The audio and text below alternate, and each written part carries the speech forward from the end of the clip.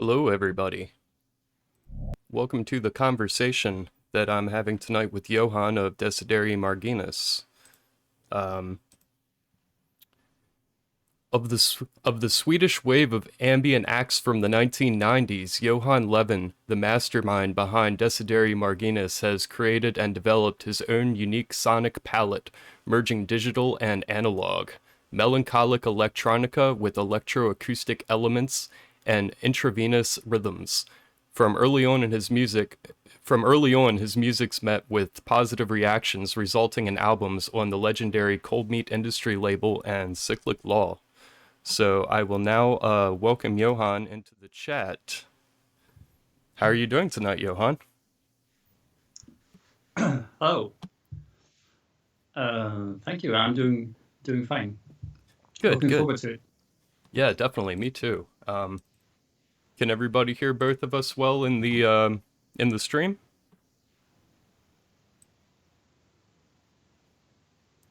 Just give a second here to make sure that we're good on everything, and then we'll hop into the first question. All right. Matei says yes. Thank you all for being here. Perfect. Everybody can hear both of us fine. Excellent.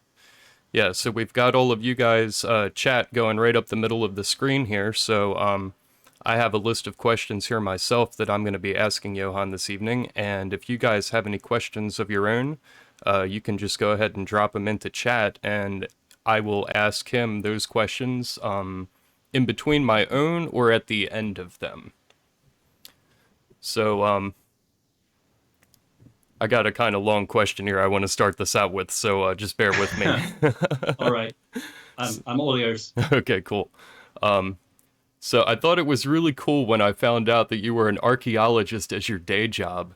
In your interview with Danica Swanson in Endarkenment, you mentioned that you thought it was a bit of a contrast that you are an archaeologist by day and a musician by night. I see your point in that. But I think the two things go hand in hand with each other. I learned through archaeology how to dig deeper into the story of an object, which I think has helped me better understand dark ambient music. To see things that aren't readily apparent, to look for answers or further stories where there is but little context. It seems that you are digging up mysteries during the day and then reburying them at night, creating a mystery, an artifact which needs to be studied in order to fully understand its meaning and relevance. I wonder what your thoughts might be on this observation. I think it's a very keen observation to begin with. That uh, yeah, I mean, music, at least for me, and archaeology, they are um, in a way each other's opposite. Since like archaeology is a teamwork, but when I make music, it's strictly me. And also, archaeology is supposed to be objective, but when I make music, it's strictly subjective. So it's only up to me to determine how I do things.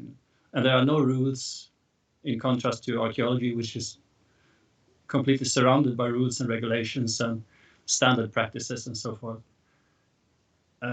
So, and also archaeology is very scientific. Yeah, Lots of scientific analysis that you do. So, and and making music is aesthetic. And so so in that aspect, it's quite different.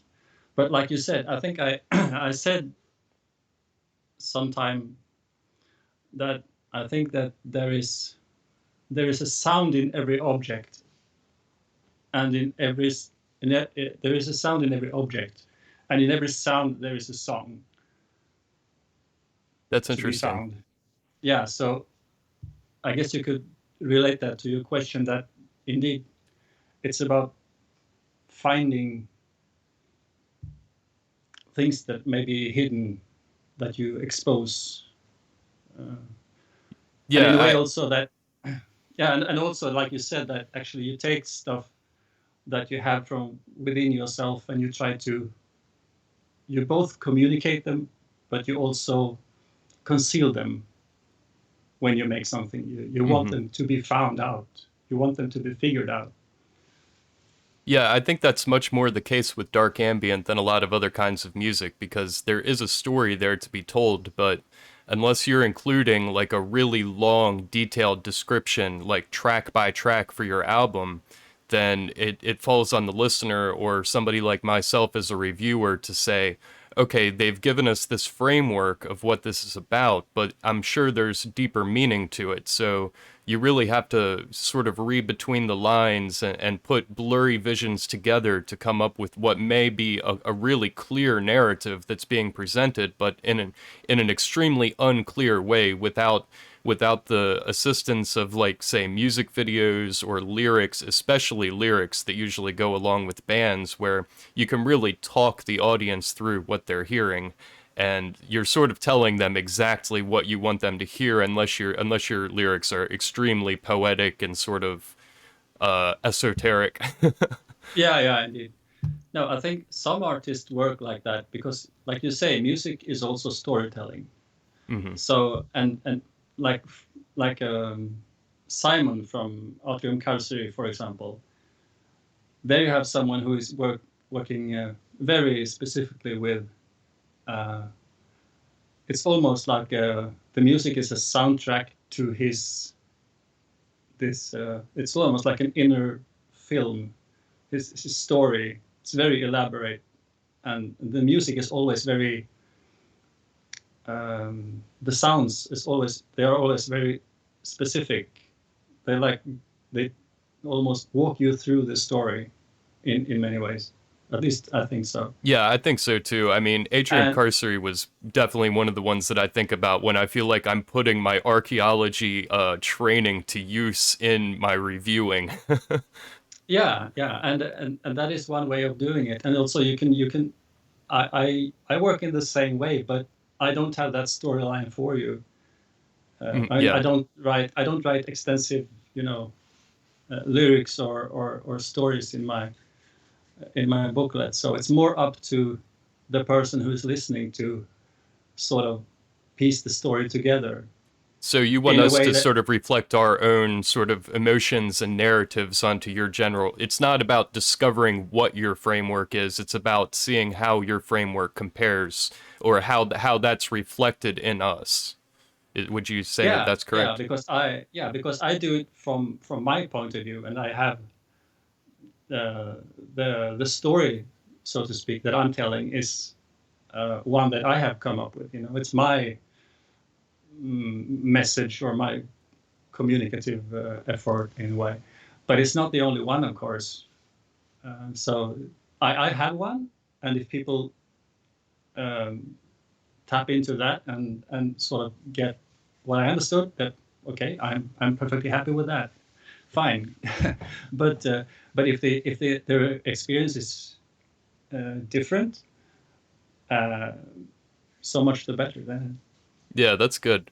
So yeah, you don't really feel that there's one correct interpretation of your music. We can take it wherever we need it to go in our own particular moment or life experiences or whatever that may be. I think it has to be like that because you can't really impose your own interpretation of your own music onto others. Really, it wouldn't work. It I would think some lose. people try to do that anyway, but I Yeah, agree with they, you. yeah. I don't think they will succeed anyway because Yeah, it people is will hard. have. Yeah, because the experience is like in the eyes of the beholder, so to speak. So it's.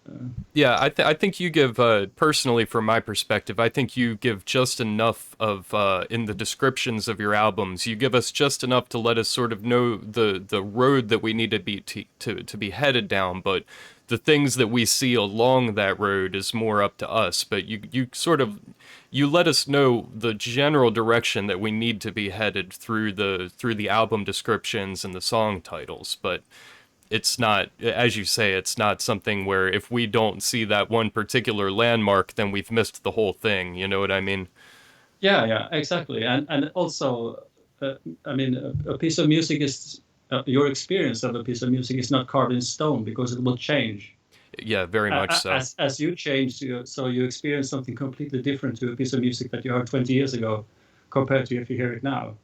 I Yeah, think or if you're so. having, say, a good day compared to a bad day, or if you're sober compared to having drank 5 beers, you know what I mean? It, There's always going to be that difference. yeah, exactly, and that I think that's a good thing that you can re-experience and all, yeah, music and all kinds of art and artwork. And so yeah, Yes. Along that same lines, particular for me, hopefully some other people will find this interesting as well. But I just was kind of interested if you could tell us what kind of archaeology work you do, because I mean, I know there's a million things that fall within that category. On a very specific level, are you more a in the lab kind of archaeologist, or are you a field archaeologist that's really out there with the trowel and the brushes and things, or is it a combination of the two? And if you want to talk about, the themes of what you're working with, if that's something that you would want to go into or not. no, I find that no, no, I'm a field archaeologist. I do the digging Nice. mainly, Nice. and usually I do some editorial work after the excavation as well. Um, Registration of finds, photography, drawings, field drawings, technical drawings, stuff like that. So a lot of geese work, the digital maps and spread charts and that kind of thing. Yeah, that's cool. I do the digging, and that's what I really like, being outdoors working. And that is also something that is very different from making music, because when you make music, at least I do, I lock myself in the studio and I'm completely in my own bubble for days or weeks, Yeah. uh, which is the complete opposite of being outside in, whether it's you know in July or November when it's snowing outside. So, but I really enjoy it being outdoors. Yeah, that's cool. Yeah, I like the combination of the two. I really like getting out there and actually swinging the pickaxe and the shovel and the trowel. But I also really loved when I was working in the lab for a couple of months, just sitting. I just sat there by myself with my headphones on, listening to music, and just had a Dremel, and I was just like working the rust off of artifacts for like eight Yeah, hours straight, and I thought I'd hate it, but I was just in my glory when I was doing that. yeah. I have a. You see, there's a up here. There's a low-level microscope that I use. Nice. To I'm gonna make your, just so people can see that here real quick. I'll it's expand the view here under a little bit. Oh, okay. Yeah, so yeah. I see what you're talking about there. yeah, to look for seeds or hazelnut shells or tiny fragments of yeah, whatever it might be, Yeah, that's flint cool. or carbon. Um, So yeah. It's a mix of both, which I think is what appeals to a lot of people who works in archaeology. That you don't really know what to expect. yeah. It really does tap into both elements of work, where the mental and the physical. So sort of moving on to a different topic then, you've been around dark ambient, not since the beginning, but I mean, you've seen pretty much this whole thing evolve, and I was interested if you wanted to talk a little bit about what sparked your interest in the genre initially, if there were any particular dark ambient acts or things that were close to dark ambient that were really sparking your inspiration and making you say, I need to sit down and do this myself. Yeah, there was I guess such moments. I went no before I heard dark ambient, or what can be described as dark ambient loosely. I listened mainly to, well, to a wide variety of what we would call like dark music. It would be like post-punk, like Joy Division or Sisters of Mercy and Nick Cave, the Birthday Party and whatnot. and also a lot of electronic music like Kraftwerk and DAF and Front 242, SPK, which is a bit more accessible anyway. Hmm. Those bands. Uh, then I went to school, and there was this guy who was selling his tapes at school. It was a strange guy in dark black clothes, who was a kind of hassling his tapes around, and was homemade. Was this? I don't know if you can see it. Yeah, just bring. Yeah, I'll expand it a little bit here again, so we can see. Oh yeah, yep. Yeah. Peter So Anderson. the yeah the he made it was a homemade Oh wow, that's tapes wow. that So that you he were was going to school with him, and he was giving those out at school. yeah, and he That's said like cool. you look like you could appreciate this pretty much. So I bought it for I think $2 Wow. from him, and I listened to it, and I thought, oh, this is really strange. um, Yeah. but but also very very appealing that you could do something that is so different, and also a bit similar to some stuff that I was doing in another band that I was in, which was a bit similar maybe to the legendary Pink Dots, if you know them, or Tear Garden, that kind of electronic music. And I would do these long pieces of music without no drums, no beats, just a long atmospheric piece of music that my fellow musician Lars, for example, was supposed to do a long guitar solo over or something, Oh wow. or something like that, And I Yeah. realized that this is not all that different from that. Which I had also other band members who thought that, oh, you can't have this in a pop song; it won't work. You Yeah. can't do a pop song that is 10 minutes long, Yeah, that makes for sense. example. Yeah, so I thought, okay, I will keep my strange music and see if there's perhaps a different audience for it someday. So I started collecting odd tracks and odd sounds that I came up with, and so that's pretty much. And also from Peter, I got to know a few records that they were being put out by Cold Meat Industry that was sort of starting out, or at least gaining traction around that time, I think. So I think the first I bought the CD was the first one I bought from Cold Meat, and it was this. Oh yeah, that's a good one. It's really Nice. good, Yeah. and also a bit uh, uncompromising. The first track, which is basically just it's a rhythm of a ticking clock for I think 8 minutes or something like that. Yeah. which, Just which that's the also first track. Just you have to get through this in order to get to the rest. yeah, and I found that very appealing, that not only that someone thought that, okay, this is music and I'm going to make it and I'm going to, but also that someone had the nerve to Yeah. print to print it on CD and release it, and also that they did it in Linköping, which was very close to where I lived at the time. So I thought that this is a coincidence that is too good to be true. Cool. Yeah. So I'll just read off a couple of these comments here real quick. Um, we have a lot of people saying hi. Danica is hanging out with us. She Ooh. says, finding hidden things and exposing them in the music, but encoding them. I like that.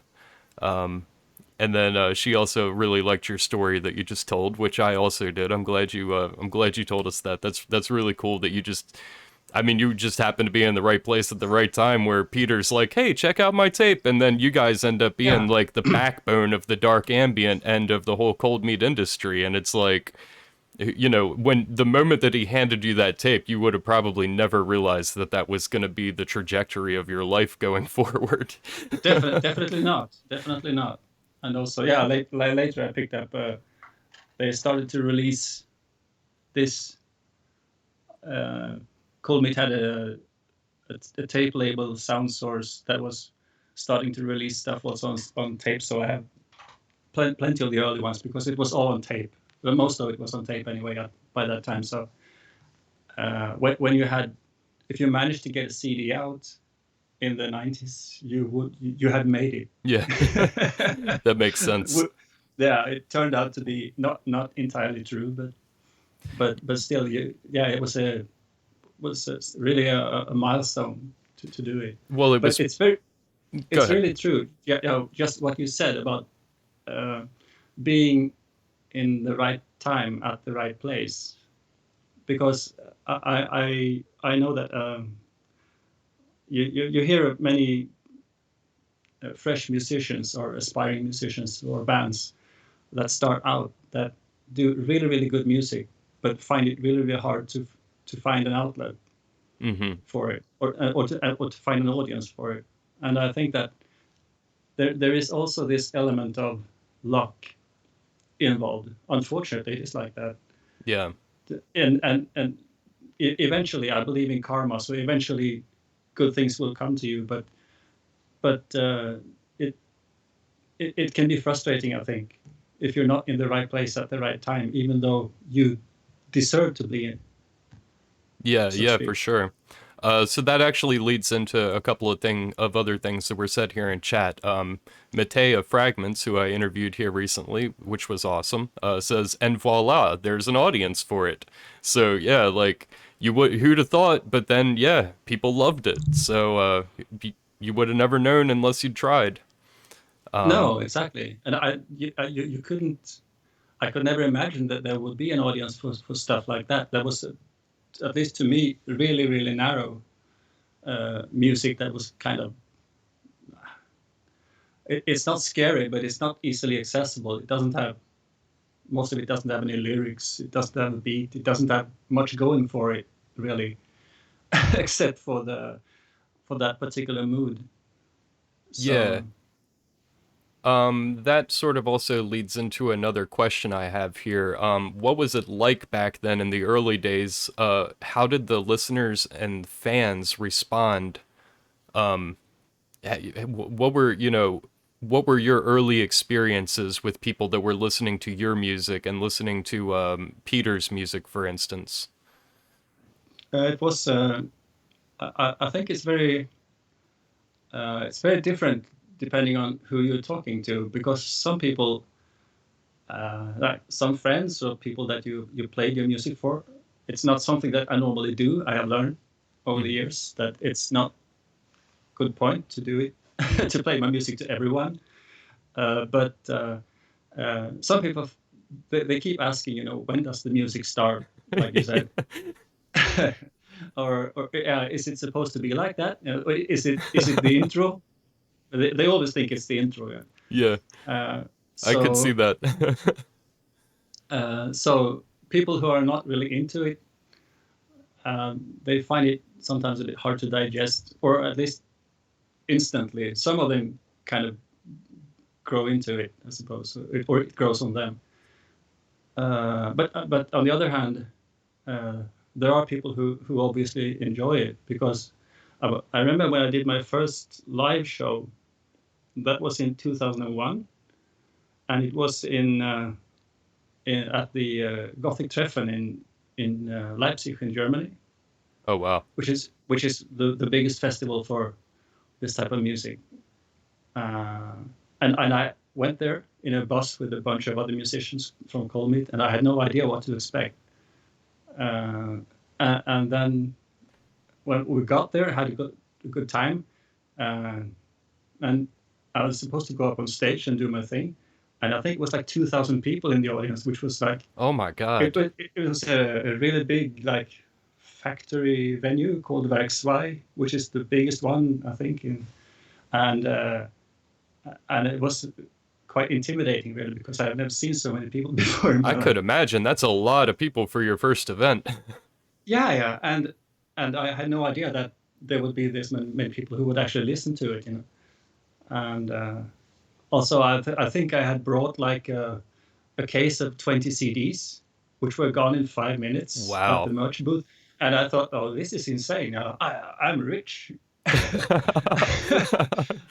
Yeah. But of course, Thomas from Ordo told me, I think they sold like, I don't know, 200 CDs or something like that. And he said that you should have brought more. Yeah, but who'd have thought, you know? You Yeah, yeah. um But so, yeah, he said like, you're going to need a bigger boat. And so that was the complete opposite of what you had experienced very much up until then. That there are instances where people find it really hard to appreciate, but if you find yourself in the right circumstances and with the right people, a lot of people actually appreciate it. You know. Yeah. So by that point in 2001 then it was starting to become more of a thing that people were expecting, and were you getting less of the when does the music start sort of comments by that point, or is that still sort of a thing that just always happens? It always happens. Yeah. It still happens. So, Yeah. but like, it depends who you're talking to, really. So. So I sort of I think this kind of falls into what we're already talking about here a little bit, but I could be wrong. Towards the beginning, your music had a lot more of a percussive element to it. And then that percussion sort of progressed into your period that you used the guitar, which sort of replaced the percussion. And then now by this point, sort of all of that is pushed aside, and you're more in just a subdued kind of dark ambient sound, where it's still very active, but it's not that same. There's not the same rhythmic elements to it that there were towards the beginning. So, in relation to what we were already talking about, do you think that those rhythm elements helped people get into it more back then? If you'd been doing what you're doing now back then, do you think people would have responded to it as well? That's hard to say, really, Yeah. because it's not. Um it's not entirely obvious to me what elements of the music people appreciate Mm. uh, always. So, but I think that the first and maybe a bit the second album, they had a bit more maybe percussive elements to them. But I think it was a bit dragging on from what I had been doing previously, because we used a lot of drum machines, for example, in my previous band. So maybe it was like, yeah, it needs to have some drums in it, doesn't it? Yeah, that's what I was kind of So getting from what you were already saying. Like maybe, you were just, because you weren't trying to make dark ambient per se, you were just doing what seemed natural to you, and that included a drum element at that time, is sort of what I'm yeah, gathering. yeah, like that. Because also there was some bands at that time, like Sephiroth, for example, who used drums quite extensively and to good effect, Hmm. really. And it's really intense, but it sort of got in the way of the drums, and the rhythm kind of, in my opinion, got people to start doing this, and and uh, and only do that, you know.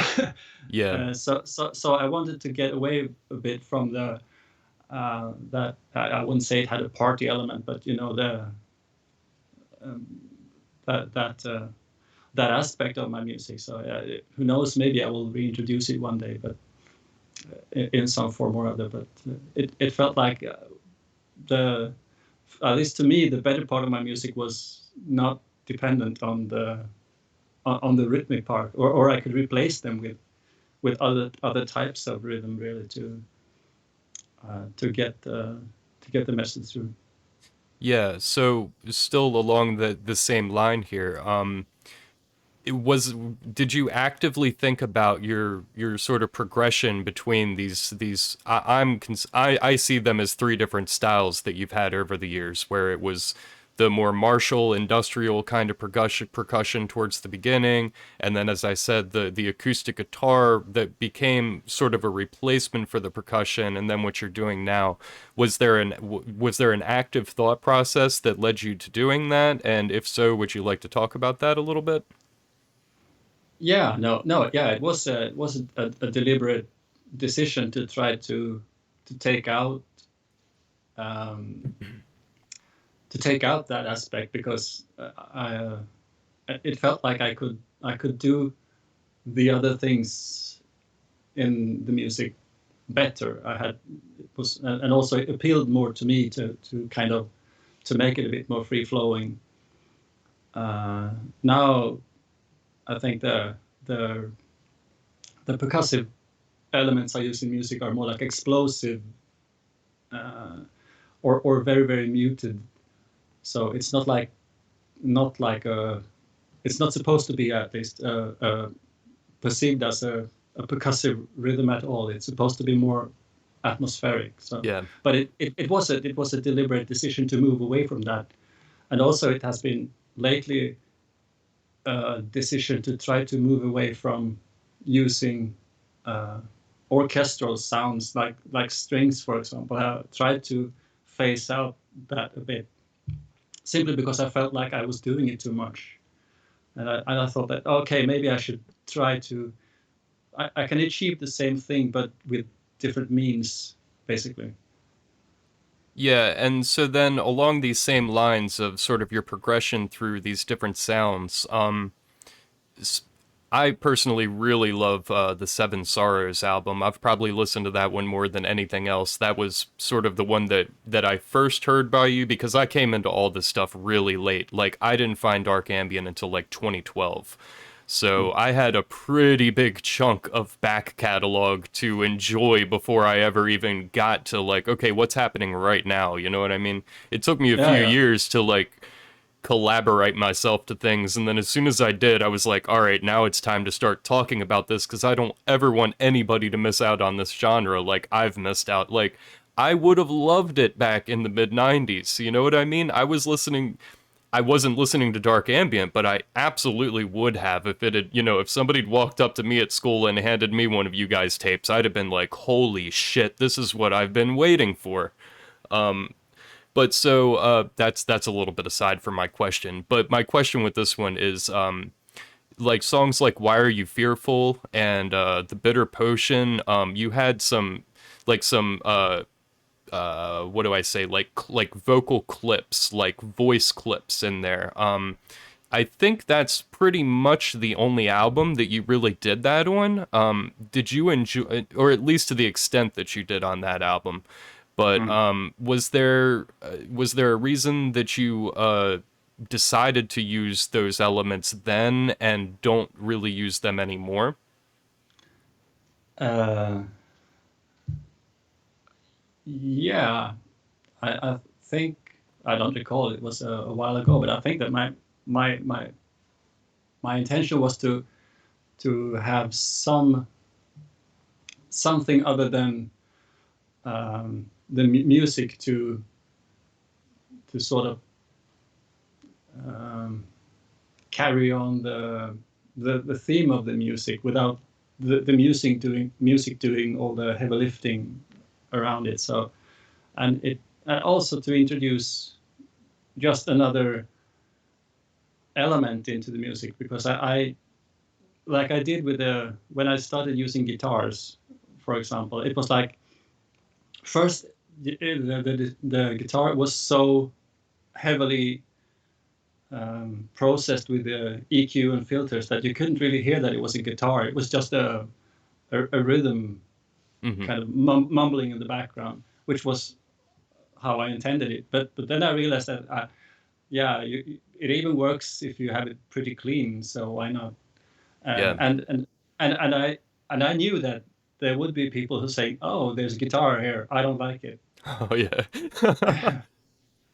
And some people felt the same way about including just even a tiny bit of sample vocals. They thought that there are I could hear vocals here. They shouldn't be here. So you're going to offend someone So were always. those samples or were some of those your voice that you were using in some of those songs? No, they're all Okay, samples. that's what I It was thought. I was just making yeah, sure. yeah, and I think also the kind of the topics and the sentences is a bit like a I don't remember his name now, but it is kind of a self-healer guru guy that almost all of the samples are taken from, Hmm. which is, yeah, they're a bit funny in a way.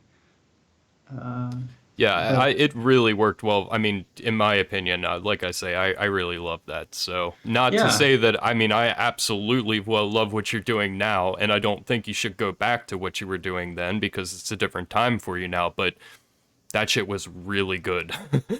yeah, and thank you, and yeah, and also it can be a quite a good it can be a good dramatic effect if you have a very long piece of instrumental music and suddenly there is a voice coming, Yeah. uh, saying something, uh, and then disappearing. It's something to just to break the, not the, I wouldn't say monotony about my music, that wouldn't Yeah. but something to break it up, because you listen quite differently if you have a track with the lyrics, compared to if you have a track that is purely instrumental. Uh, but so if you can kind of punctuate the music with something that you can immediately perceive and understand like that, it can be used to good effect, I think. And I actually, the latest album that I made, that it hasn't been released yet on physical format, but it's called Serenity Rage, and there I use actually vocal samples again quite extensively, Oh, nice. almost on every track. Wow, Because that's and that cool. that yeah, and that's the entire point. Yeah, well, for Yeah, me, I mean, I think now listening to you talking about these things here, I think that's really what, because as I said, I got in, these were some of the first songs that really got me into dark ambient. I mean, honestly, your project was probably top two to top four of the projects that made me say, like, holy shit, this is the thing that I need to love. You know what I cool. mean? I need to discover all of it, and I know I'm gonna love as at least half of it. As far as the whole genre goes, like this is the place for me. You know what I mean? Mm. Yeah. So, like, and also like with the guitar, I mean, it's for a person like me that was sort of getting into this, there those extra elements that said, "Oh, this has guitar in it. Oh, this has vocals in it." Like that really is a sort of a bridge into the genre for people that aren't accustomed to, a 10-minute long song that to me now that I'm accustomed to the music, there's all kinds of things going on. But if you're a for a newcomer to the genre, it's like there's not much happening here, and then your ear sort of becomes trained to the dynamics of it. But for a first time listener, it's really really helpful to hear those kinds of things. Yeah, and also it could, like, some people who are leaning perhaps more uh, to the dark ambient side, they thought, some of them liked it, some didn't. But on the other hand, people who were listening more to, like, the martial or the neofolk side of post-industrial music, really liked it. And I thought, oh, uh, this could be a neofolk song with the atmospheric elements to it almost, you know. So you win some and you lose some. Yeah, that's a interesting way of putting it.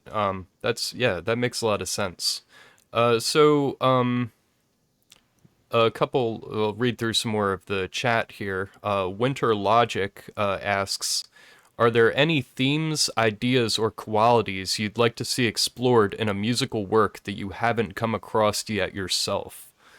So I guess they're sort of saying along any level of any genre, not necessarily your own music, but just something that you think like, how come nobody's doing this? Maybe, you know? I'm sure there is, and I'm sure I will appreciate it when I find it. But I can't really think of it right If now. you knew, Just you'd go ahead and do it.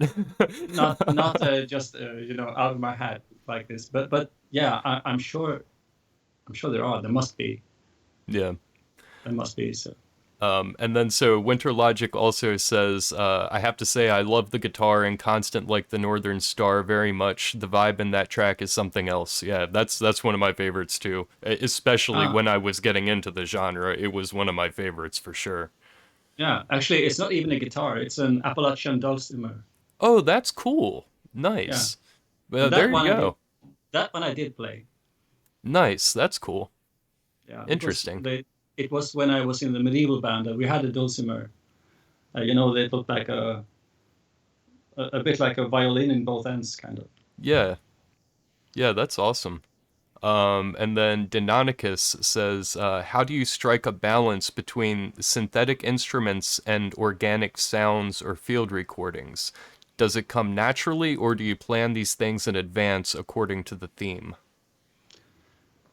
Uh, I don't know. Most of the time, I think it comes automatically because I don't really distinguish between the two um, elements. I mean, I don't distinguish if it's a synthetic sound or something I recorded in the field, or you know, a processed hodgepodge of both, which is usually the case. Hmm.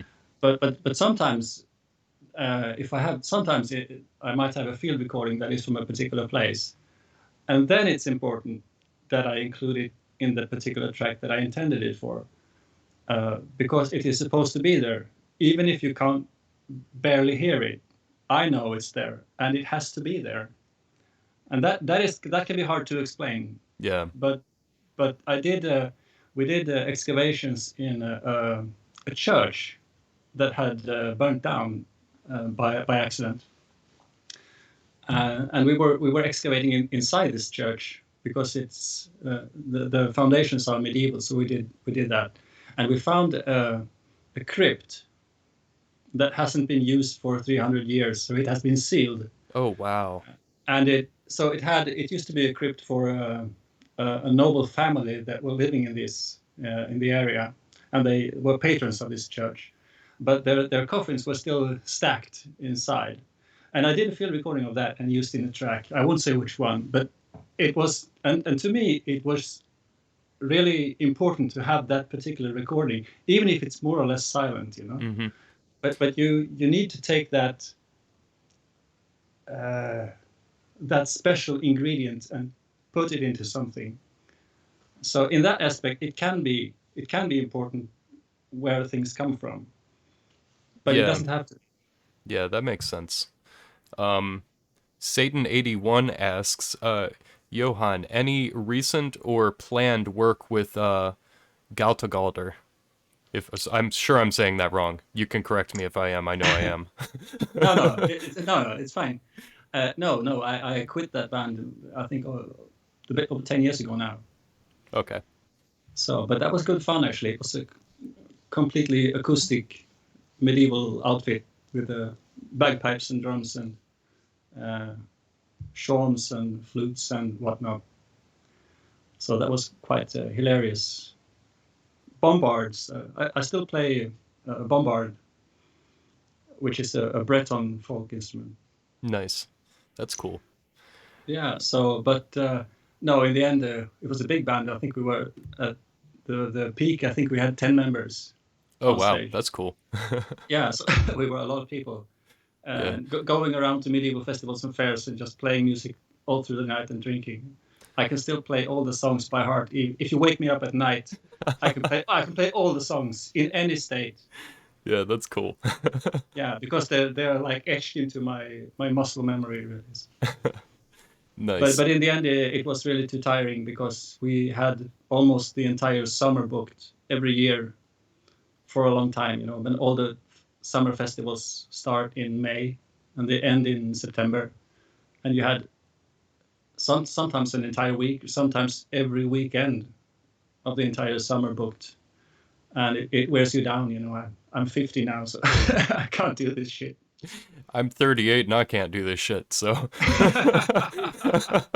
I feel So you. you know what I mean. I feel you. Sleeping in tents and all that stuff. No, I'm Um, past that. while you're talking about that, I didn't actually have this question, but it's a good one to ask, I guess. Are you currently or were you previously active in any other music projects that you'd like to mention? No, I'm not. I guess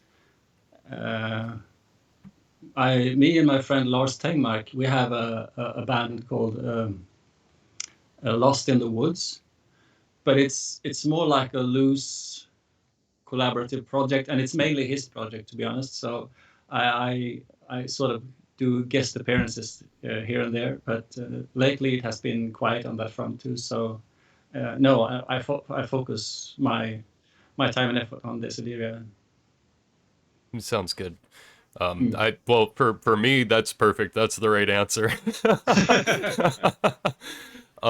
So some people are really specific about how they want people to listen to their dark ambient music. So do you prefer that people sit down and focus primarily on your album, or do you care if they use it as like a background to their exercise or their yoga or their reading or their hiking or any of these kinds of things? Do you have a preference on that?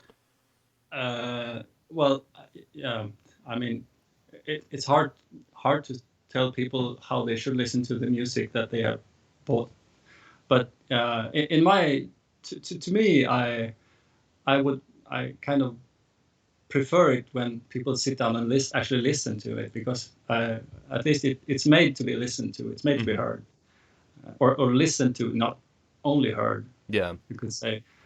So, but you really can't, point your finger at people and say that you're doing this wrong, Yeah. because but of course, I think that if you have it in the background, you will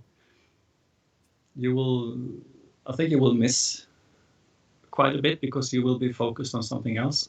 Maybe if not, if you're kind of meditating, then it might seep into your mind anyway. But when I make it, my intention is for it to be heard and to be listened to specifically. Hmm. But yeah, people are free agents to to Yeah, treat you anyway. I don't expect you to tell them, "Hey," but it's good to know because some people are like, And "No, I just made this as background music." And other people are like, yeah, especially when it comes to more ritual ambient projects, they're like, "Look, this is not made for you to be doing other things. This is a ritual. This is what you are supposed to be doing."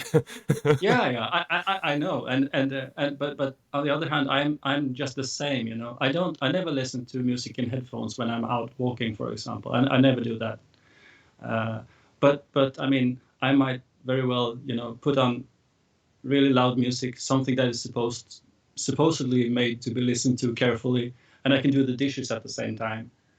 Hmm. So I do it too, Yeah. and it's just the way it is, I think. But Well, but it's made to be listened to, at least. for me, I think it's usually a combination of the two. Like especially as a reviewer, when I first listen to an album, at least the first couple of times that I hear it, I want to listen to it all the way through, and I want no distractions. And then after somewhere between the fifth and 10th time of hearing an album in its entirety, then I start to say, okay, this is my favorite album that I'm going to listen to tonight, and I have shit to do, but this album is going to be on in the background, and maybe I'll pay attention, Yeah, maybe I won't, but I know this thing like the back of my like the back of my hand now. yeah. So yeah, but I think if you are starting from the very beginning with only having it as background music, you're definitely missing out on a lot. That's my personal opinion, not as a musician. Yeah, and at least to me, it's important that there is something there that can be listened to, should you want to, because I mean, people who make music to be made to be heard in the background, normally, I'd say that nothing much happens. Hmm. It can be very long, it can be very repetitive, but there isn't a lot of dynamic changes going on within it. You're supposed to just phase in and out of it Yeah, well, at your leisure, basically. But and if you listen carefully to something that is made to be background music specifically, or kind of elevator music or whatever, nothing happens. It's just long. yeah. This is why Um, I'm not much of a fan of like strictly drone ambient. I really like there are some, to me there are some really good drone projects, but it's usually not my cup of tea. I really like to have more things happening because I do want to give it my full attention, and when I give it my full attention, I want the music to feel like it's worth my full attention. Yeah, yeah, exactly, exactly. Because yeah, you are actually, when you're asking someone to listen to your music, you are sort of imposing on their time and mental energy and space and all that. So you want it to the experience to be exactly that. It should be worth it for the listener to listen to. So that's important. But I think, yeah, especially if you do something that is strictly drone music, you have a really big challenge to make it interesting, even if changes are happening really really slow, barely noticeable. They have to be there because just the drone from A to B, the same is it can perhaps be suggestive, but it's not uh, necessarily interesting Yeah. all the time. So, Matei would like to know, he says, Johan, I know it's a cheesy question, but could you share what the name Desiderii Marginis means to you? Yes, it is a cheesy question. Damn you, Mate. No, no. When I came up with this name, which it is taken from the names of two craters on the moon. Oh, that's cool. One is one is called Mare Desideri, and one is called Mare Marginis, and which is Latin, as you know, as a student of Latin, which I'm not. Uh, so yeah, it's like uh, the the edge sea or Yeah, something like so that. And yeah, Danica says here, I know the name is Latin for the edge of dreams or the edge of desire, but she also wanted to hear what you had to say about it. yeah, no, because I basically took the two and I combined them because I wanted something that because my music is very much inspired by dreams, and that was pretty much why I began to make dream-like music, my own dreams, or just dream-like music. That's how I wanted it. Strangely, strangely familiar in a way. And so I took the name because I thought that this would work, and also I quickly found out that there is no other band in the entire world that is called Desiderii Marginis, and That's a that was feat. it was actually it can be quite tricky to come up with a project name. So first I was really pleased with it when I made my first demo tapes. I thought, this is obscure and it's unique. And after a couple of years, I started to think that maybe this is not such a good name. Oh, I After think it's all, a fantastic name. I love it. yeah, but there comes a point when you start like thinking that, oh hell, maybe I should have gone for something else, uh, something shorter and more with more impact. Uh, but then after still a couple of years, you realize that oh, I'm stuck with it, and now you just have to take it for what it is. So it's kind of synonymous with me and the music I make. So and I think there comes a point when you realize that oh, I can't change it. It's too late. And Well, so I'm yeah, glad you you just didn't. no, you see, I just have to roll with it. That's cool. And Yeah, getting to see people try to figure out how to say the two I's in a row in with the Latin is probably also very entertaining. it's an added bonus to it that I didn't anticipate. Yeah. That was one of the hardest things to get used to when I was learning Latin. It's like Desiderii, okay, okay, Desiderii. Yeah, and But that then that felt very unnatural. But once I got used to saying it, then I felt like cool for knowing how to do it right.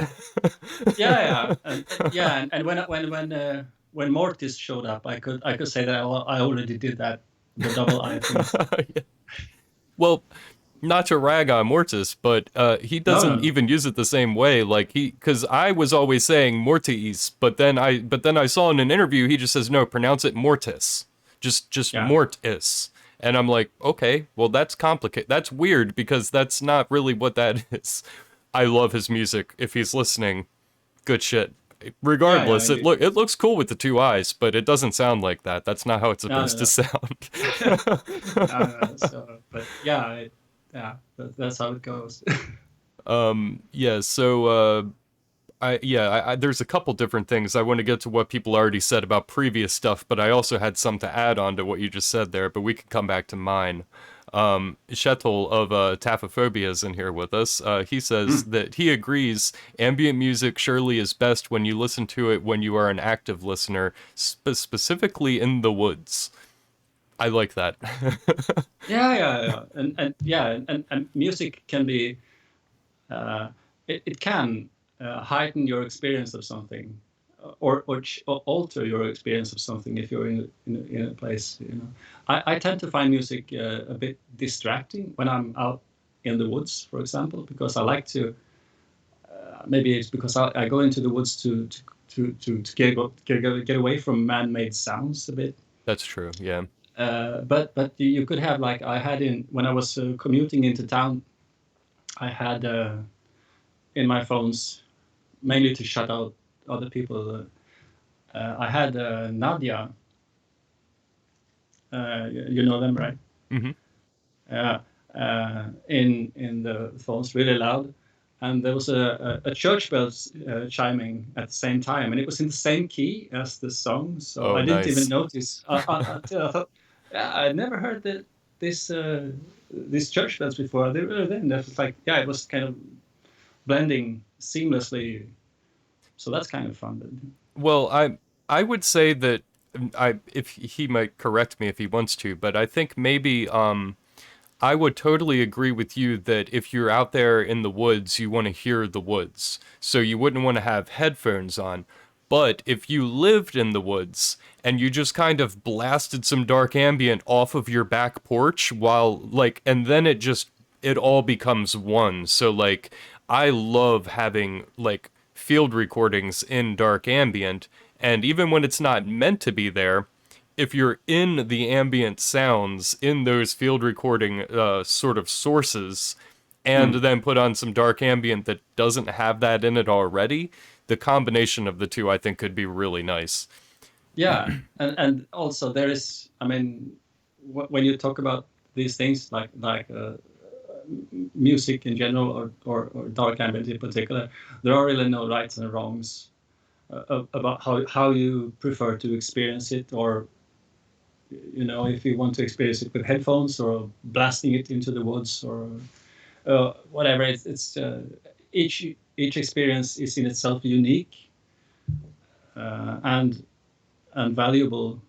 So no, I mean any way that you can combine, enhance, or you know alter that experience, I think is a good one, really. So Yeah. and I think it's really nice that people do that. Actually, that I say like I was listening to this. I don't know,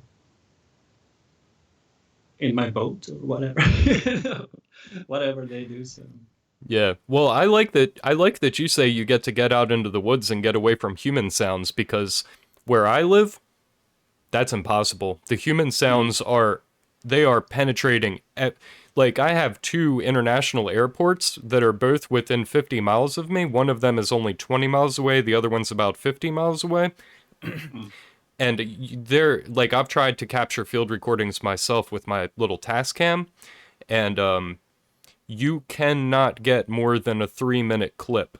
No matter if it's the middle of the day or the middle of the night, you cannot get more than 3 minutes before there's an airplane going overhead. oh, And so it's impossible. And just, cars from highways and it's impossible to get out of it. So, I put on the headphones to get into nature, because the nature yeah, is almost yeah, impossible to absorb on its own here, unfortunately. yeah, yeah. No, that makes sense, and I guess it would make sense for someone who lives far up in the forest and doesn't hear human sounds to listen to. I don't know, maybe perhaps really loud music to maybe some I don't know Godflesh or whatever to just have a lot of human sounds, you know, around them. Yeah.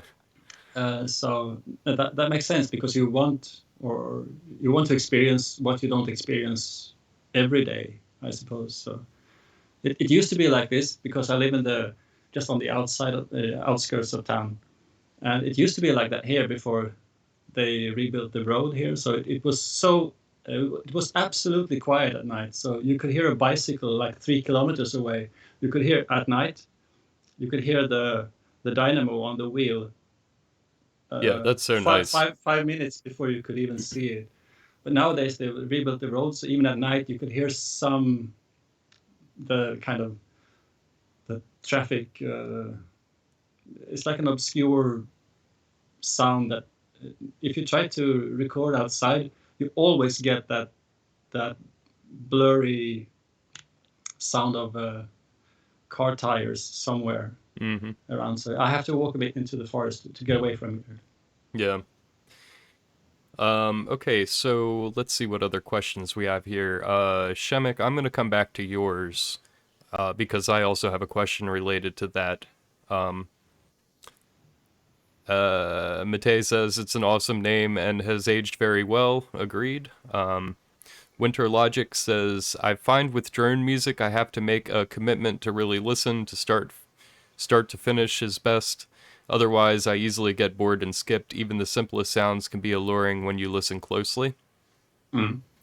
Yeah, if it's a really good drone project, I agree with you. But as being a reviewer, people have forced me to sit down and listen to trash. It's an hour of just nothing. To be perfectly Yeah, honest yeah. with you, I try and try to figure out what's going on in there, and I'm like, there's nothing happening here. I'm done with this one, and I just don't ever talk about it. So it No, depends. yeah. I think it can be with really. I don't know. Perhaps a really heavy drone that perhaps there is an opportunity, a time and a place where it could work if you are in the right state of mind, perhaps. But Hmm. I think those moments are far and few between. Okay, so Uh, well, yeah, continue if you have more to say. no, no, no, no. Just that I think it's tricky to find a moment when that music is really at its best. I think. Yeah. Okay, so you were talking about dreams, which comes into one of my questions here. To my knowledge, Hypnosis was your only album to actively include thematic input from outside parties. Would you like to speak a little bit about the way this happened, and do you ever intend to source material in this type of way again in the future? I haven't planned it, but I might well do it actually because it was really really fun. Uh, because I I had this feeling. I had recorded most of the first disc of it, which is basically interpretations of my own dreams, and I wanted this to be dream specific, about dreams, kind of acoustic representations of dreams, uh, and quite specific. Um, but then I thought that maybe it could be fun, and it could also be an artistic challenge for me to to see if I could do this with other people's dreams as well, because I recorded the songs and I was beginning to feel that maybe I could do this. It felt easy for me to do it, really, to the point of where I thought that I need to challenge myself to see if I still got it. Oh, that's cool. Yeah, because yeah, when you could do your own stuff, uh, and you can only do it so many times until you need to reinvent yourself or give yourself a challenge and see, okay, take this if you can, and you need to say that to yourself. Okay, can you? But yeah, you can do this, but can you do this? And so I asked people to send me their dreams, and they did lots of them actually, and it was good reading, and some of them fantastic, some of them really really scary actually, uh, as dreams can be, and I'm really pleased with it because it made me it gave me so much source material that I felt like, oh, this I can work with, and you need to be really you need to be focused and determined, and also you need to address the kind of problem of composing in a way that is respectful to the person who sent you the dream, because they are going to hear it. And if I do just any shit, they will probably be disappointed, and they will think, okay, how does this relate to my dream if you don't do it properly, you know? Yeah. So it was really rewarding for me personally to have that challenge when I was starting to make something, that okay, you need to do this good, and hopefully people will sort of recognize their dreams in the music, and so you have this. It's not a two-way thing maybe, but you have this added pressure on you to do well, you know, to deliver, and sometimes you need to put that pressure on yourself. Yeah, I think. somebody's expecting something different from you other than just good music. Yeah, and Whereas also, you're usually only yeah, concerned with, is this good music for people to hear, but with this, is this going to properly represent? So that's interesting. yeah, and I think there will eventually, I think there will come a point in most artists' life when they feel like, okay, I need to give myself a challenge to do something that is harder for me, and you need to sort of go outside of your comfort zone and try to have some input, and it was really valuable. And I think also that the result came out really good. So for that reason, I might well do it again in some way. Yeah. Yeah, that's cool. Yeah. Were there any particular dreams there that really you kind of alluded to it, that some of them were quite disturbing, and I could only imagine. I've had some crazy dreams this month, so if I if I had sent some of those over to you, you'd be like, what the hell? And one of my friends, he's a perfectly regular person. He doesn't listen to he's like a regular dude, and some of the dreams that he's told me are like, holy shit, man, you don't even watch horror movies, you're not into true crime. How did something like this come into your brain? Like, were there any particular dream, like, was there a particular track maybe, that, like, the dream related to that was just like, oh, holy shit? And if so, would you be willing to describe sort of what that dream was, or do you prefer to just kind of leave that in the background? No, no, it's fine. One of my favorites was the dream that led to the track. It's called "The Monkey God." That's a Uh, disturbing track. yeah, and it's a disturbing dream because it uh, uh, was sent by an acquaintance uh, that and uh, it's a he, and he said that he had a dream, and it was so disturbing that he kind of woke up, you know, in cold sweat. But he was being dragged by through a jungle at night, uh, kind of rain and thundering night, being dragged by natives, some unspecified natives, uh, through the jungle, over roots, among the trees, and into a clearing. And there was a big bonfire, and there were like drums pounding in the background. And he was dragged to before a throne, and on this throne they were sitting uh, a sort of a godlike creature with arms that were hanging very long, so long that they were hanging on the ground, and it had this half skeleton, half monkey face Oh, with wow. really staring eyes, and he was dragged before it, and he looked up, and it was like this horrific scream, and he woke up, and it felt like such a horrible dream. So, and I think that, I mean, if you know that description, maybe the track makes more sense to you than it would otherwise. But so I tried to include all those elements in this dream to the best of my abilities to make it as disturbing as it was to read it, actually. Yeah. I don't know if that's specifically the one that I know the person, and I won't mention who it was, but I was talking to one person that was included in one of your tracks, and he was telling me how crazy his dream was, but he didn't actually tell me what it was. And he's like, I'd have to go into like so much detail to explain this to you. And I'm like, good, why don't you write that all down and I'm going to publish it on my website? And he's like, okay, that sounds awesome. And then he's like, yeah, I'm not going to do that. So I don't, if he told me at the time, I don't remember which one it was. So I won't reveal that. But yeah, I did have a conversation with one person behind the scenes about one of those tracks. And I was trying to Ah, get him to explain it from his own perspective, that we could sort of connect it to say this was what this track was about. You know what I mean? But then he was yeah. like, nah, I don't want to do that. Uh, Oh, wow, we're no, no, getting but hit with a wave of yeah. spam. Oh, but Go no, ahead.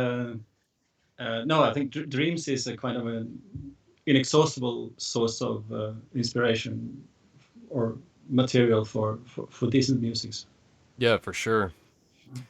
Um, Ustagard says, Johan, I'm really looking forward to seeing your show at Waves of Darkness 2. Do you want to share Mhm. or reveal any hints of what we can expect from that show?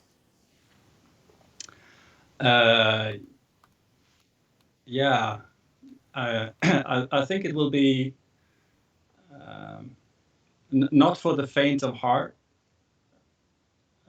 because yeah, I'm planning something that is a bit, because I think that with yeah, it's on a cruise ship and it's a bit posh. The setting is very yeah.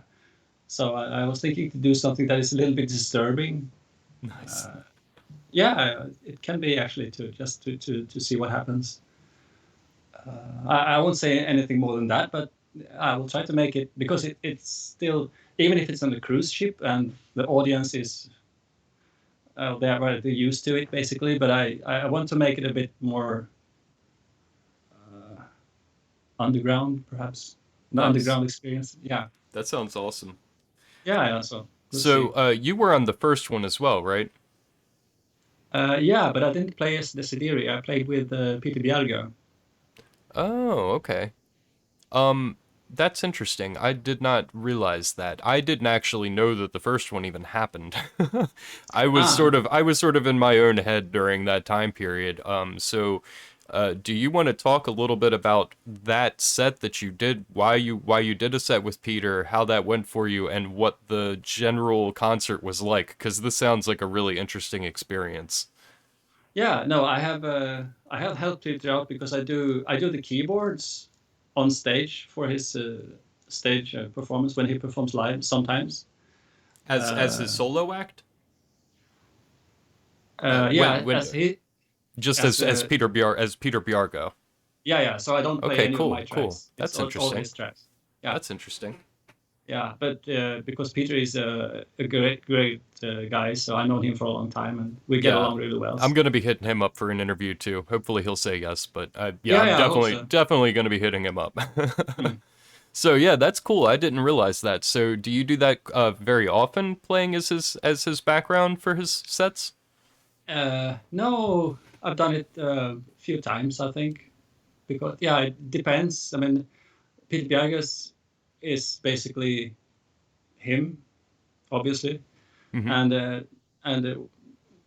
whatever people he can manage to muster for a particular show, so to speak. So he has a few people that he asks, and it depends a bit on the circumstances. What other bands are playing, because like there is a guy from Barcelona called Sergio, who's also in Der Blaue Reiter with Peter's wife, Ia. So if they are playing, then maybe Sergio is playing the keyboard and whatnot. So it depends a bit on the lineup of the venue. It's a bit the same thing as with a couple of other bands that are playing on this cruise, that of the wound of the Wand and the Moon are playing, and they have a project with Thomas Boyden from Device Rose, who is also playing, and their project is called Vril Jäger, and they are also playing. So it's a I guess it's a bit of a marriage of convenience for the organizers to have it this way, and it's very common in the genre that it works like this. That if you have two bands and these two bands have a project together, then you have three bands for the price of two, basically. Yeah, I saw something sort of similar to that at Apex Fest in 2015. It was Sophia and Carulon Sisset played back to back.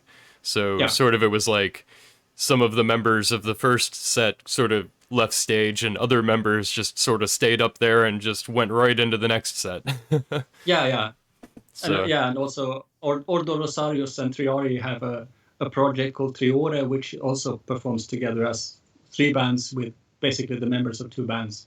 So it's very common, and I think it's mainly for logistical reasons, because it's more convenient to fly two bands into a country than three, for example. So yeah, that makes a lot of sense. it does really. Okay, so sort of on a different topic here. You mentioned in Danica's Endarkenment interview, really good interview that I would recommend people checking out on her Endarkenment website, that CDs are falling out of popularity and streaming platforms are becoming the primary means of musical consumption. Do you see any hope in the reemergence of vinyl? It seems that people still want a physical copy, but now that there aren't CD players in most new cars, as I'm dealing with right now, like there's not a CD player in my car anymore, so that took away my main place of listening to them. It is increasingly hard for us to find a place to actually utilize a CD.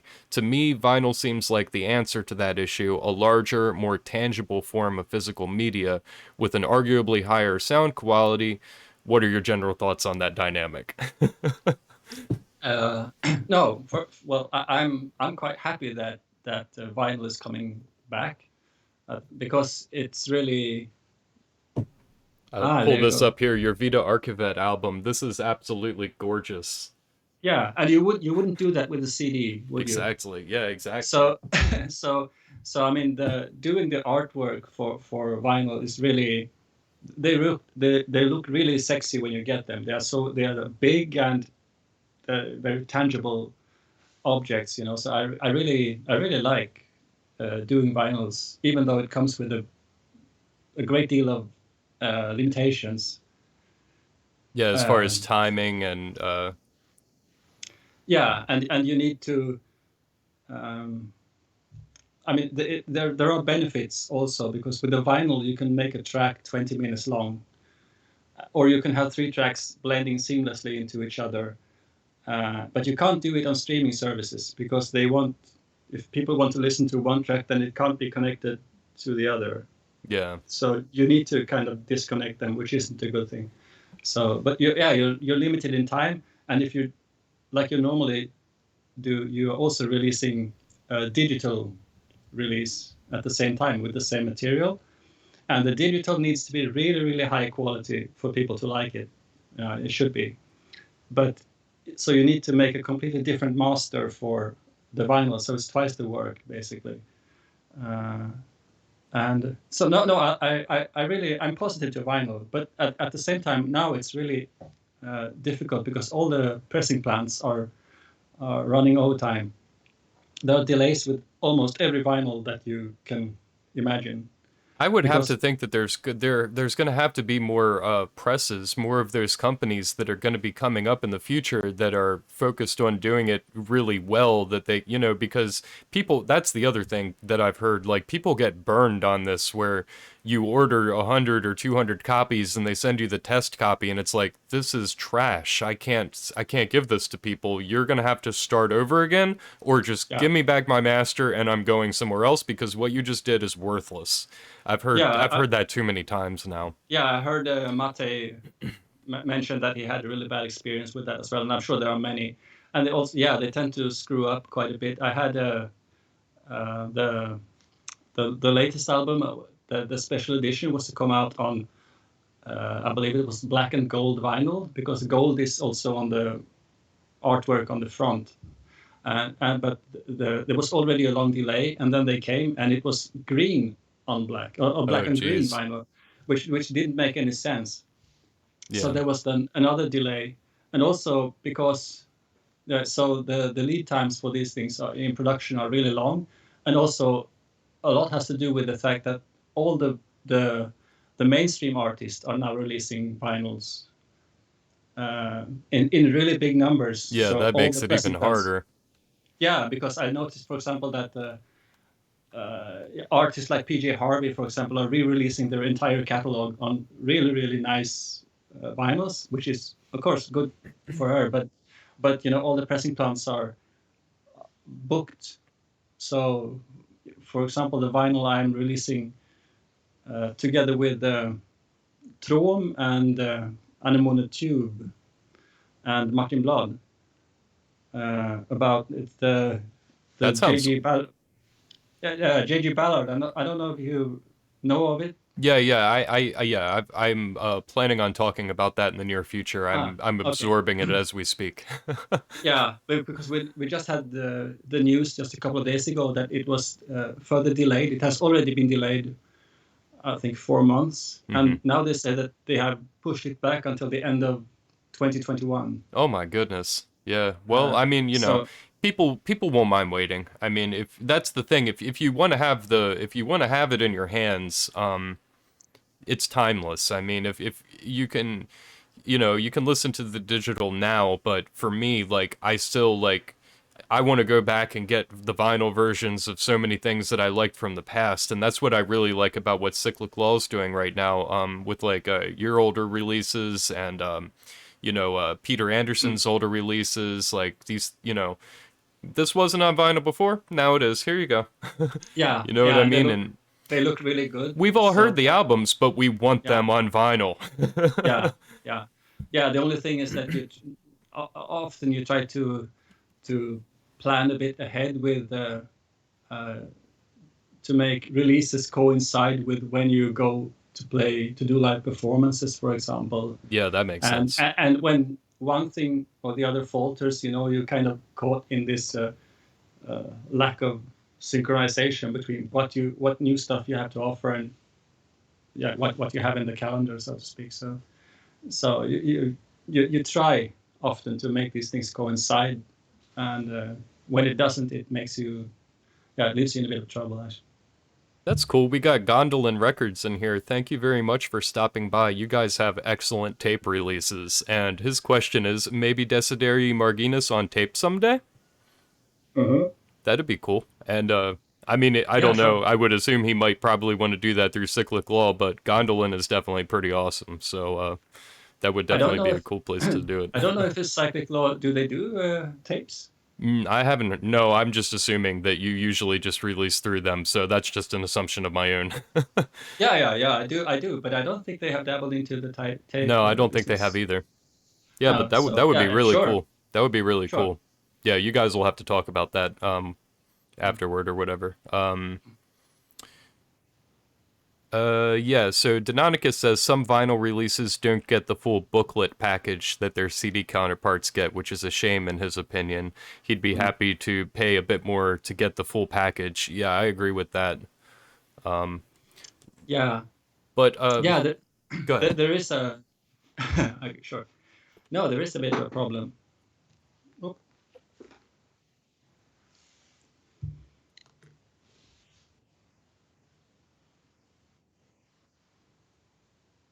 Sorry, I just wanted to grab this here real quick because this has nothing to do with what we're talking about today, but this Arctau Eos Underworlds has a really nice booklet with it. I mean, it's definitely possible to have a nice booklet come with your vinyl.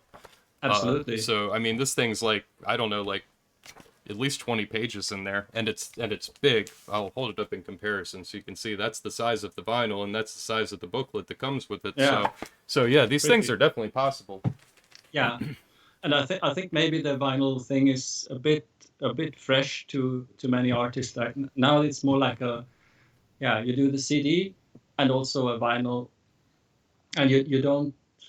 I think in many cases, at least, you don't difference differentiate between the two releases. Even though you could make a really big booklet, for example, with a vinyl like Arctaweos did. So I think it's just a matter of making this to make artists aware of the possibilities they have, the extra possibilities they have in regard to vinyl, because it's a missed opportunity, I think, to not do it. really. I'll think about it until next time. Really. Yeah, and then while we're still talking about the vinyl and tape thing, I wanted to mention an interesting thing with tapes. I haven't heard many people do this, but something that Robert Kozletsky did of Apocryphos, Hmm. he released sort of a he released a tape in his own name. It's just called, like, the project is R.C. Kozletsky. I can't remember off the top of my head what the actual name of the album is, but basically he recorded the music very quietly on the tape, and then he says you should listen to this at full volume. So it's like Ah, so he's intentionally incorporating the sound of the tape buzz into what he wants the music to do, which I think is really cool. And it sort of is the same with records. Like, you get a little bit of that scratchiness in there, but to me, I love that in there. That's a nice addition to the sound when you get that older record that starts to have the scratching and the popping. It to me it adds to it, not takes away from it. yeah, yeah. Analog medias have their own life in a way. So both tape and vinyl, especially tape, I think.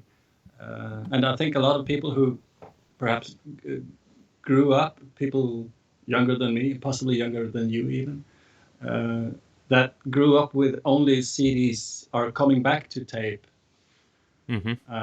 And because I mean, like tape loops are coming back in style, doing your own tape loops, which was like a thing of the 70s and 80s possibly. So I think that that media is being sort of reinvented and re-experienced, and it's really cool. I think it was. I think you mentioned in the previous talk that Per Boström had done. He had run his stuff through a VHS recorder. No. Yeah, his most recent album. Let me pull it up here so I can get the name of it exactly Yeah. right. I don't want to. It's still fresh. Okay, yeah, the album is "The Night and Other Sunken Dreams" by Underwater Uh, Sleep Orchestra, which is it's yeah. It's a. Par and Com- Bruce Moelim of God Body Disconnect. But yeah, they did the yeah. whole thing and then just ran it through a VHS. Yeah. So And go ahead. and yeah, no, but I think this is really interesting because there is this uh, these two kind of fighting powers. Because on one side, people who are very much into uh, really good sound quality, uh, very high production sounds, very good sound design, and then there is this also this other sort of opposing thing that is very much about allowing noise to appear, a spontaneous noise, tape noise, and noise from the hardware itself to be kind of incorporated into the music to make it dirtier, really.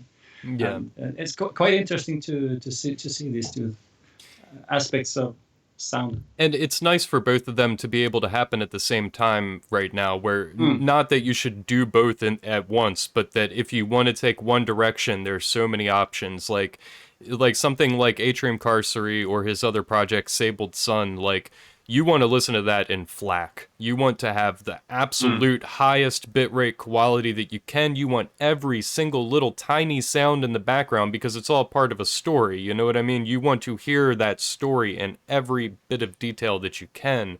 But then with other projects, when it's just more about the feel and the vibe of it, you want to build that warmth into it, and things like tapes and vinyl, and then, like, even crazier where you start to bring the VHS into it. Yeah, there's Yeah, it's really nice to be able to take it in either direction depending on what you're doing with your project. yeah, and also I think that it's valuable to many musicians. I think because it means that it puts less emphasis on uh, the the technical side of music production. I think it sort of takes a bit of the prestige of sound production away, which I really like, because I have always emphasized that music making, because I get the question sometimes that oh, what hardware do you use or what software do you use? And I want to make music, but I can't because it's the quality is so bad. I guess it depends on what you're trying to achieve, but I think that I have always said that it's never about the stuff you use. You know, if you learn to use them to the best of your abilities, but you can make a fantastic track, and it doesn't matter if it has all this noise or hum or whatever. You know, it's irrelevant when it comes to the experience of whether it's good or bad music. You know, but I remember, I think I have them. Yeah, these are like the first four albums of Atrium Carousel that he released on Cold Meat, Yeah. and I was really uh, blown away at the time by how the sound quality that he had compared to almost all other artists. That he was really it was really clean. Yeah, it And focuses on the clarity of it specifically. yeah, and even when it was dirty, it was a clean dirtiness. Yeah.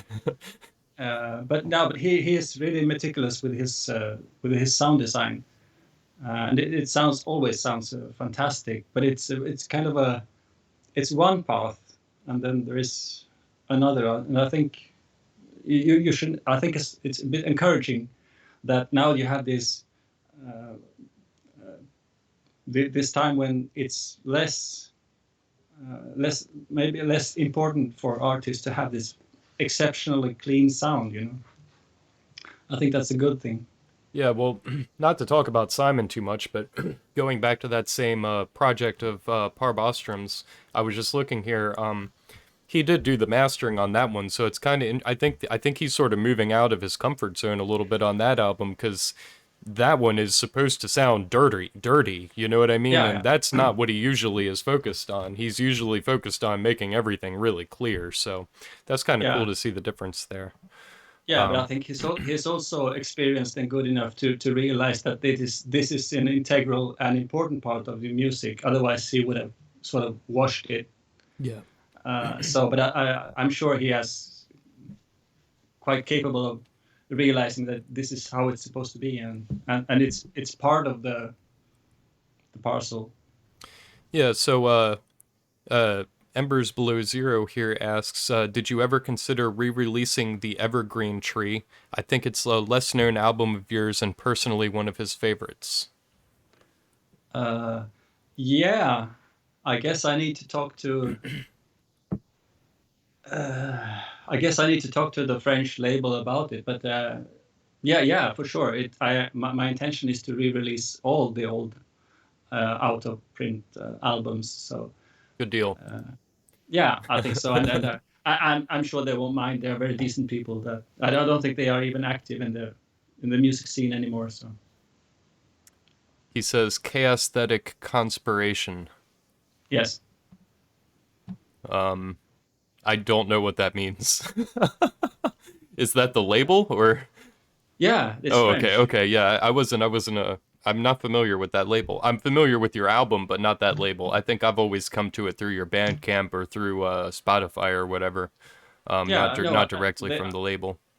I think they were only active for a couple of years, Oh, okay.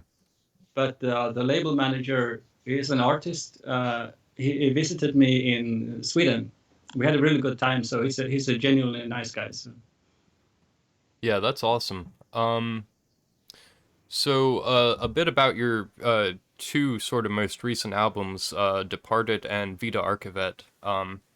Both of these focus on the theme of passing on from this world. Could you go into a little detail on the different ways that you approach the topic from one of those albums to the other? Yeah, sure. No, Vita Arkivet I recorded when I had the experience. I had a close relative who passed away after a decently long fight against cancer, and which is always hard for anyone. And I was a bit taken by after someone has passed, all the practical procedures that come into play. It's very I mean, death is supposed to be this great mystery, but everything you need to deal with after a close relative passes away is so mundane. Mm-hmm. You need to clear out their stuff, go through their papers, uh, manage all the funeral arrangements, and I was a bit. I've done it before a long time ago, and so I'm a bit familiar with how it goes. But it felt like it's very much up uh, to the surviving parts, how you um, preserve and present and carry on the memory uh, or the legacy of the deceased. And it felt like everything was kind of whitewashed. Everything was white when it comes to funeral. Funeral homes are inside, they are white, not black. You know, it's not supposed to be scary. It's not supposed to be dark. Death is just cleanliness and purity, and uh, and so yeah, so everything was supposed to be white. It wasn't even supposed to be dark. I wish I could have a when I die, I'm going to have a Victorian funeral where everyone has to wear black. This is why I'm Oh, laughing, because I'm for like, I for want three them to weeks. play dark ambient music. I want everybody wearing black, and I just want them to toss my body in the woods. No, but it was a bit, and all this kind of whitewashing, and like the cover of the album Vita Arkivet is it's a coffin. It's a picture of a coffin lining. Yeah, it's the inside of a coffin. It's satin, and Vita Arkivet in Swedish is it, yeah That's the inner sleeve it there. yeah it's very white. And now Vita Arkivet in Swedish, it's a document that you fill in and you leave it with your funeral home, where you lay out your preference for your own funeral, what hymns, and if you want to be sort of uh, cremated or not, stuff like that. Mm-hmm. And so, but but Vita is always like Latin, as you know, and I don't. Is it's also a life in Latin. Mm-hmm. So it also means the life archives. I'm sure it's on purpose. So I had these the life archives, and what do we leave behind, our legacy, and the legacy of our dear ones, and also this kind of clean slate that you get to fill in. Do we fill in it ourselves, or do those who come after us fill in it for us? You know. So it was like this. I had these kind of topics that I like to collect and gather different topics and combine them when I create something to something that is a bit more complex than, yeah, hopefully. Yeah. So I had this, and that's how that's the circumstances I was in when I was recording this, and I wanted it to be a bit. Mm, I wanted it to be quite typically dark ambient in a way, because I thought that this is, if any, opportunity to make it dark ambient. So I wanted the choirs and I wanted the bells, Yeah, it's a really because I think, beautiful album. yeah, and I thought so too, and I wanted it to be a bit solemn at times. So that's how I made it. And but with the Departed, which is about the same topic, and it's sort of they are sort of twin albums. But Departed is recorded a bit like a year later, and it is about the same topic but with a perspective added, because Vita Arkivet is very immediate, and Departed is with added perspective, and it is about basically you could say it has borrowed from Ingmar Bergman's film The Seventh Seal, some of its imagery, some of its topics, because some of the topics in that film is that God has abandoned the protagonist of the film. He's calling to him, but he doesn't listen. He doesn't give any answers. He's just listening to him, but he's laughing at him. So I thought this is perhaps a good thing to work with, to have this kind of how do we deal with this certainty of our passing? How do we come up with good answers for it to justify living for ourselves, for example? So it was a bit like that. Not too heavy, I suppose. I hope. Yeah, no, that's interesting. I think that might have halfway answered Shemik's question as well. He said, "I see the Seventh Seal T-shirt. During your career, have you ever composed a track influenced by some other form of art, a movie, book, or painting? Is there Uh, any other ones, sort of things that you'd like to talk about along that line?" yeah, yeah. For example, just to take Bergman, for example, there is a track on Hypnosis called "Wake," where I use a bit of dialogue from the film. It's by Max von Sydow, because it was a dream I had that I couldn't sleep. Hmm. I was Oh, that's interesting. yeah, because I had a dream that I was afraid of falling asleep, so I had to stay awake as long as I could, and my eyes were falling down, but I knew that I mustn't absolutely fall asleep because something terrible will happen. Wow. And that film has, it's a scene where they are staying up all night, and Max von Sydow is he is throwing matches um, across the table, and he himself is talking about a dream that he had, uh, or a nightmare rather, that keeps coming back to him. That he was locked in a cabinet when he was a kid, and he was banging the doors to get out, but he couldn't get out.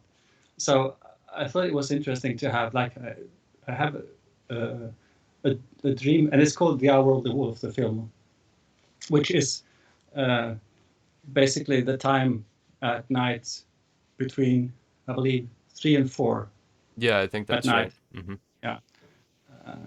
So I thought that that particular scene and that particular nightmare that he had, and my own dream, they felt sort of connected. Hmm. So you had this sort of layering of uh, my dream expressed in this track that is including him explaining his dream, and then there's this. It's also I recorded myself striking matches, which you can hear in the track. Uh, so yeah, it has this. I try to layer these things like a cake onto each other. Most of the time, it's completely not obvious to the people who are listening, but I like to do it because it's more fun for me. Yeah, and if people pick it out, then it's just then you really know they really, really were listening to that one. Yeah, yeah, exactly, exactly. No, but it's like you said, if people really listen, there should be something to listen to. Yeah, You yeah. have to put it in there for people to excavate. Hmm. And if they do, they will find it. And if they choose not to, then it's their choice. But that is my ambition to actually put it in there for people to find it. Yeah, I love that. That's really cool. Let's see if we have any other specific questions here. I think I'm caught up on everybody's questions. So Can I sort of, ask you?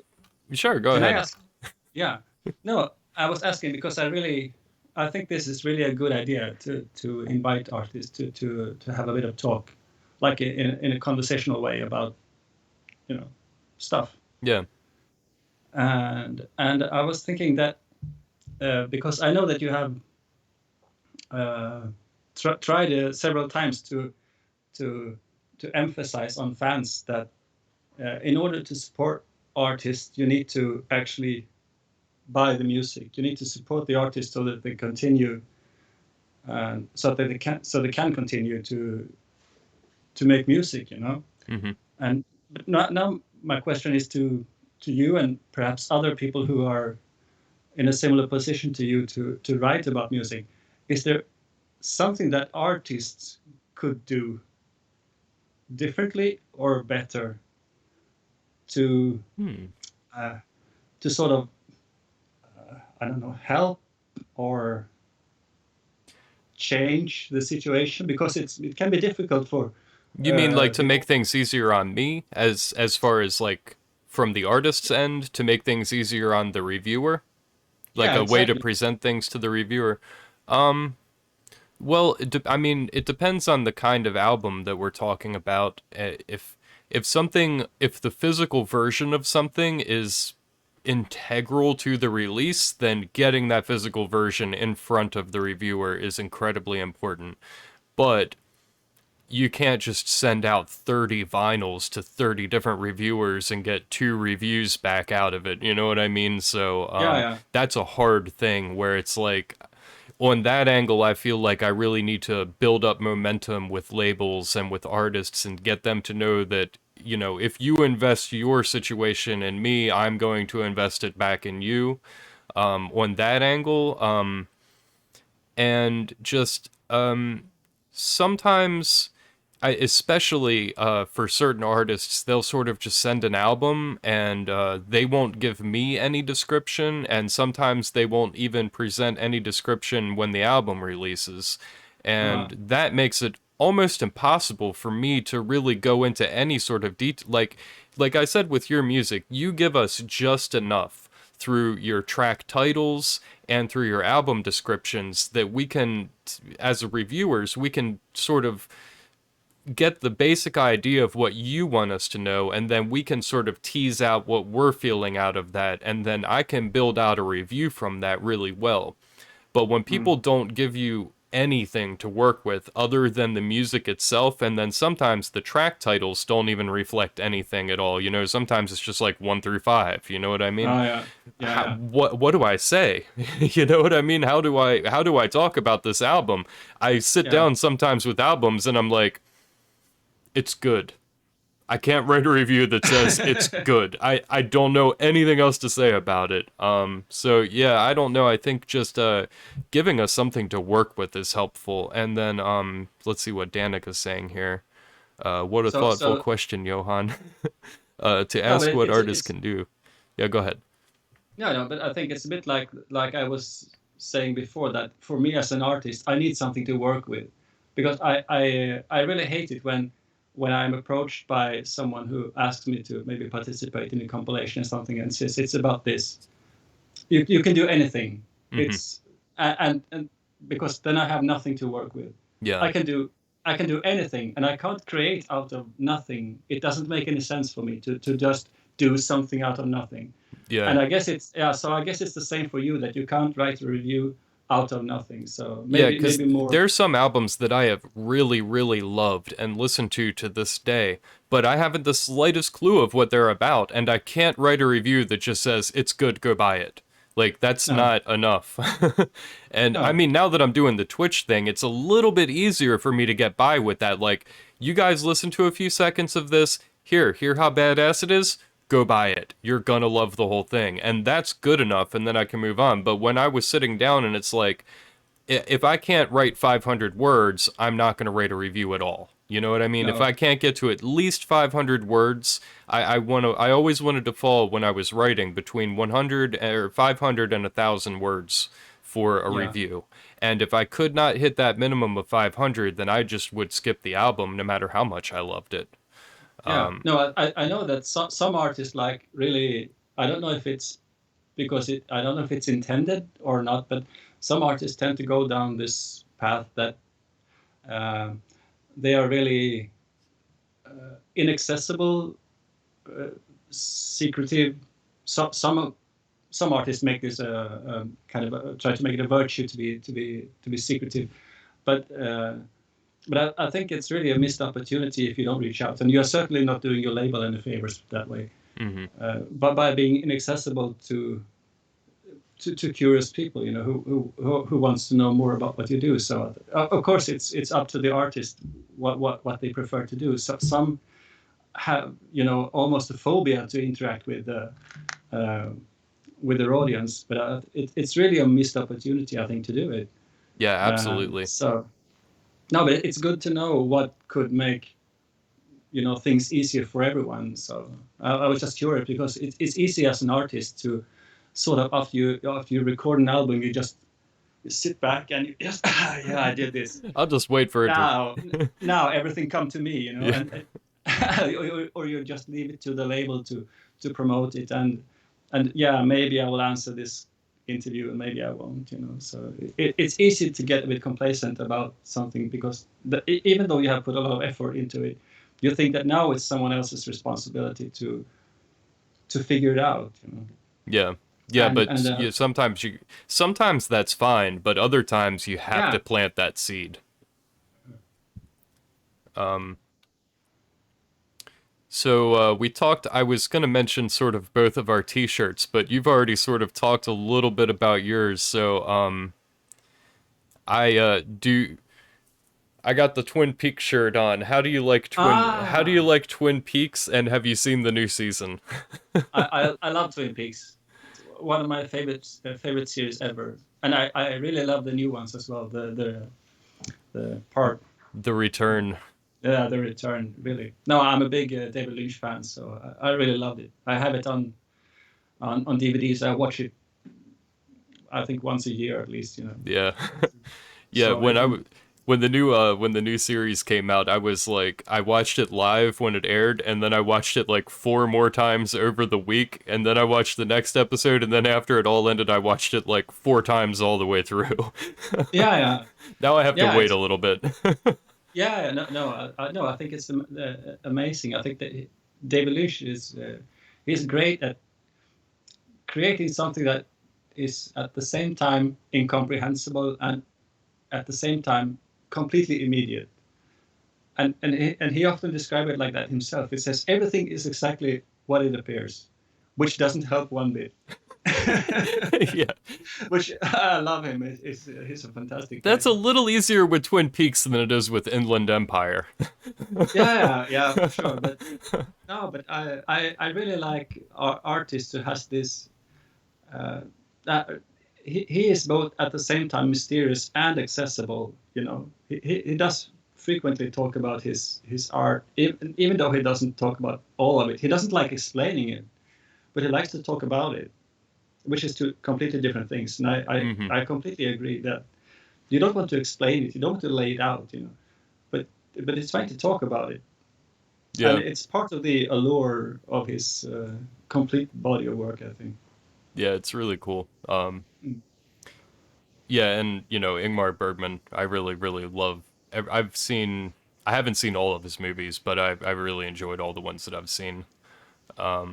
Is there anything else that you've seen like in the last like year, or like 2 or 3 years, like TV shows or movies that are something relatively new that you're really enjoying?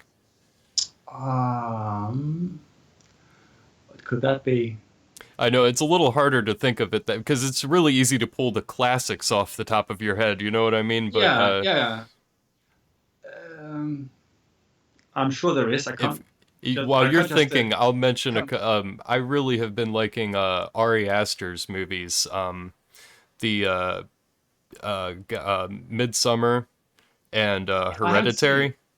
No, I Yeah, haven't seen them. yeah, Midsummer and Hereditary are both really good from my perspective. So I think they're both at least within the last like 5 years or so.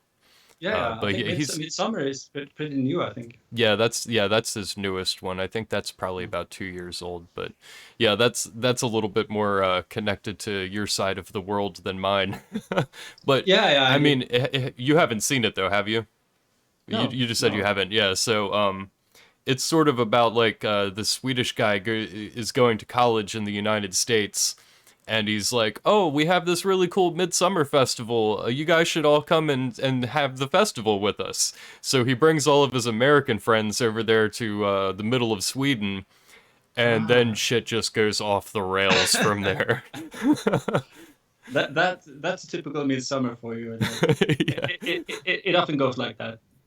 Actually, Yes. I celebrated midsummer with Peter Anderson from Raison d'être Oh, nice.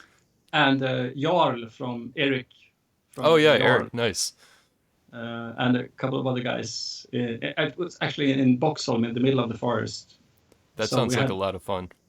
yeah, we had 2 day party with the sauna and lots of food and drink. It was really fun.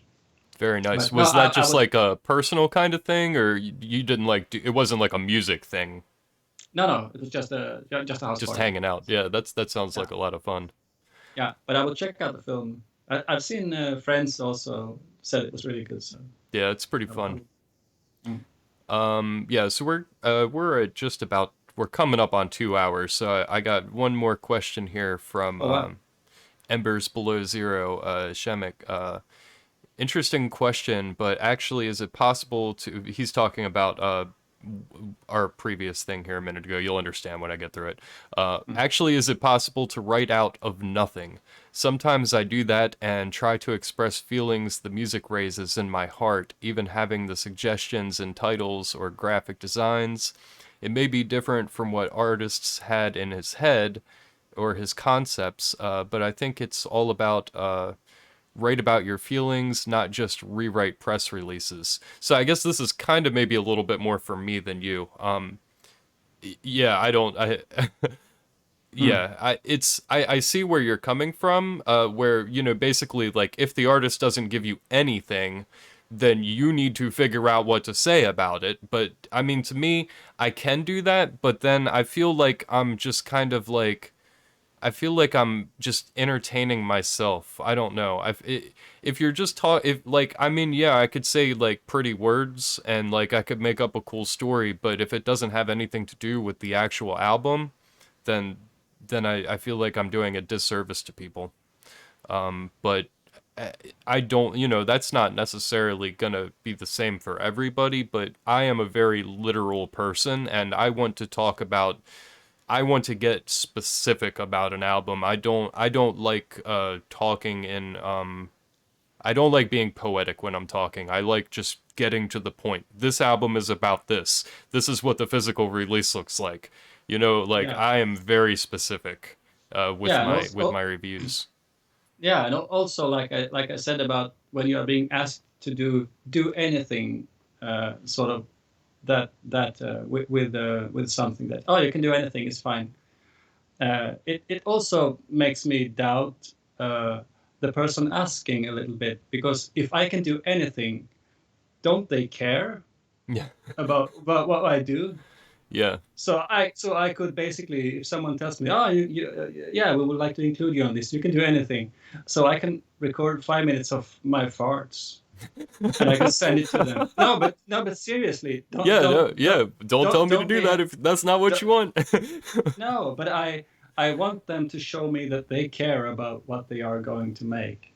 And I guess it's the same for you about the artist that they should also care at least a little bit about how they want their art as it is to be perceived.